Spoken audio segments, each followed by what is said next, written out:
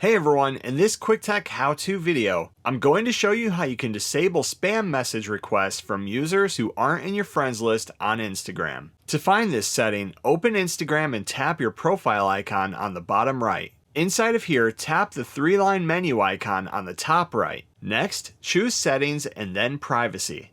Inside of the Privacy settings, tap Messages. Here is where you're going to find all of your message controls. In the top section, Potential Connections, you can leave all of these settings at the default as it can allow people who Instagram or Facebook assumes you know. The options that we're looking for are in the next section, Other People. Tap Others on Instagram and then inside of here choose Don't Receive Requests. This will then turn off the ability for spam or unknown contacts to send you a message request on Instagram. Go back and do this for the next option, Others on Facebook as well.